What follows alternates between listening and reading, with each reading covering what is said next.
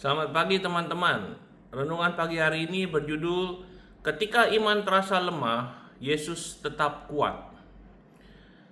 Markus 9 ayat 24. Segera ayah anak itu berseru, "Aku percaya, tolonglah aku yang tidak percaya ini."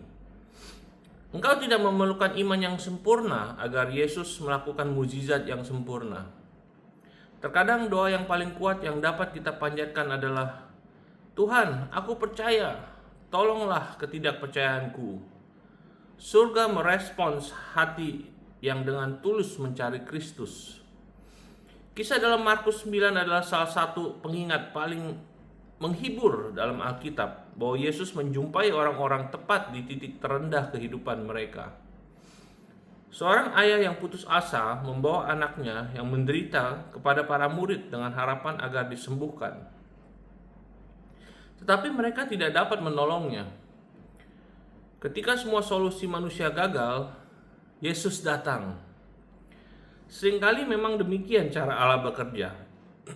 Ia masuk ke dalam situasi ketika kekuatan manusia telah mencapai batasnya, sehingga kuasanya menerima seluruh kemuliaan. Haleluya. Sang ayah bukan hanya memikul beban penderitaan anaknya, ia juga memikul bertahun-tahun kekecewaan, pertanyaan yang tak terjawab, dan harapan yang hancur. Namun alih-alih menyerah dan pergi, ia membawa bebannya kepada Yesus. Disitulah tempat setiap hati yang hancur seharusnya datang. Allah tidak pernah meminta kita menyembunyikan pergumulan kita. Ia mengundang kita untuk membawanya ke hadiratnya. Ketika Yesus bertanya apakah ia percaya, jawaban sang ayah begitu indah dan jujur. "Aku percaya, tolonglah ketidakpercayaanku." Ia tidak berpura-pura memiliki iman yang sempurna. Ia mengakui kelemahannya sambil tetap meraih Kristus. Iman yang sejati bukanlah tidak adanya keraguan, melainkan memilih untuk tetap percaya kepada Yesus di tengah keraguan itu. Banyak orang percaya mengira mereka harus memiliki iman yang sempurna sebelum Allah bertindak. Namun bagian ini justru mengajarkan kebalikannya. Yesus tidak sedang mencari orang yang sempurna. Ia mencari hati yang mau mempercayainya. Bahkan iman yang terasa kecil pun menjadi kuat ketika diletakkan di tangan Juru Selamat yang Maha Kuasa. Yesus pernah berkata, "Sekiranya kamu mempunyai iman sebesar biji sesawi, tidak ada yang mustahil bagimu." Matius 17:20.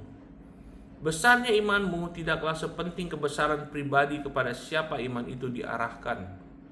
Benih yang kecil ketika ditanam di tanah yang subur dapat menghasilkan panen yang besar. Para murid sebenarnya telah diberi kuasa, tetapi pada kesempatan itu mereka gagal. Kemudian Yesus menjelaskan bahwa jenis ini hanya dapat dihadapi dengan doa.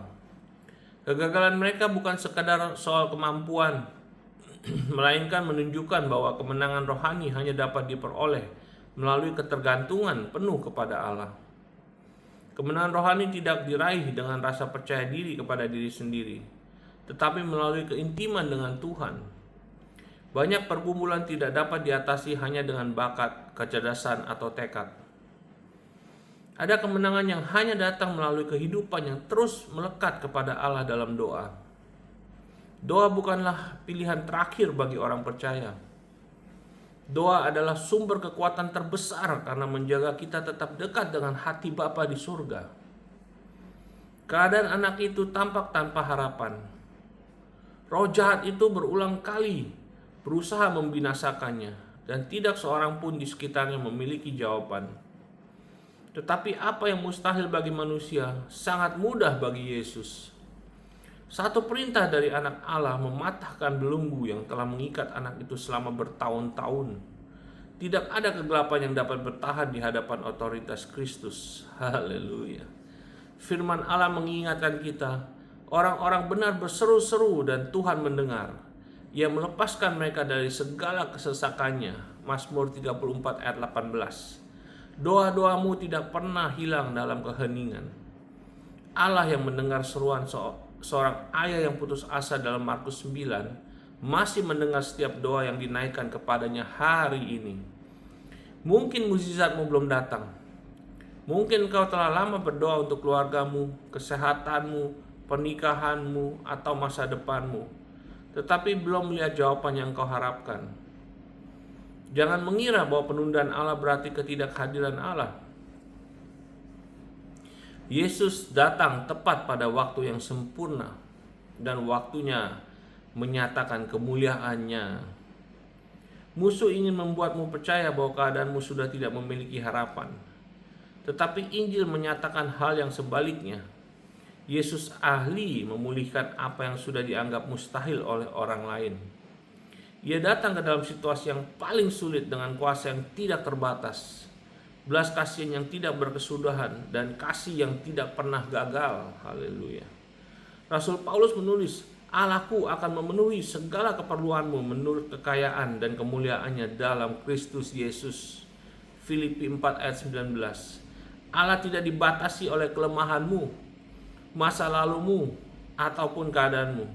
Sumber dayanya jauh lebih besar daripada setiap kebutuhan yang akan pernah engkau hadapi. Seperti ayat dalam kisah ini, bawalah ketakutanmu, pertanyaanmu, air matamu, bahkan imanmu yang sedang goyah kepada Yesus. Ia tidak menolak orang yang datang kepadanya dengan hati yang jujur. Ia menyambut mereka dengan kasih karunia, menghidupkan kembali keadaan yang tampak tanpa harapan, dan melakukan apa yang tidak dapat dilakukan oleh siapapun juga. Hari ini, ingatlah kebenaran yang tidak pernah berubah ini. Mukjizatmu tidak bergantung pada iman yang sempurna, tetapi pada kepercayaan kepada Juru Selamat yang sempurna. Yesus masih menyembuhkan hidup yang hancur, memulihkan hati yang letih, mematahkan belenggu rohani, dan menjawab doa-doa yang dinaikkan dengan tulus. Tetaplah berpegang kepadanya, karena pribadi yang mengubah kisah yang tampaknya mustahil bagi ayah itu masih terus mengerjakan mukjizat sampai hari ini. Haleluya, saudara-saudara ya, teman-teman. Ingat, Jesus is alive dan dia masih mengerjakan mukjizat-mukjizat hari ini. Haleluya. Okay? God bless you. I'll see you again tomorrow morning. Bye.